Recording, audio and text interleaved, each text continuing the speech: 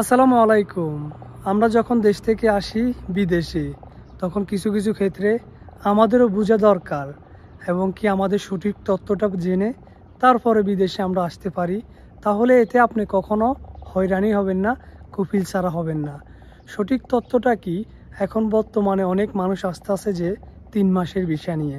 আরে ভাই, ৩ মাসের ভিসা নিয়ে আসলে আপনি কোথায় পাবেন কফিল কাফালা হওয়ার জন্য? কোথায় পাবেন কোম্পানি কাফালা হওয়ার জন্য?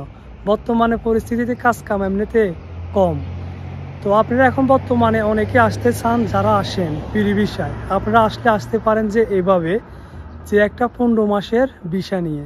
১৫ মাসের আপনি যদি ভিসা নিয়ে আসেন, তাহলে কি আপনি কোনো একটা সৌদি থেকে যদি ভিসা কিনেন, তাহলে তার আগে তার সাথে কথা বলবেন যে তাকে ১ বছরের পয়সা দিয়ে দিবেন, আর এবং কি একটা ভিসা তুলে নেবেন অফিস থেকে। তো ওই ভিসাটা তোলার পরে ওকালা করেই আপনি পাঠিয়ে দিবেন বাংলাদেশে পাঠাবার পরে ওই বিষয়টা প্রসেসিং হওয়ার পরে একটা মানুষ এখানে আসবে। আসার পরে আপনি যেহেতু ১৫ মাসের সে আকামার ভিতরে আপনার পাসপোর্ট দিয়ে ৩ মাস চলতে পারবে, আর ১২ মাসের একটা আকামা বানায় দিবে। আপনারা যদি এভাবে দেশ থেকে আসেন, তাহলে কখনো হয়রানি হবেন না। যার কারণে আপনি আসার আগে আপনার কপিল রেডি আছে।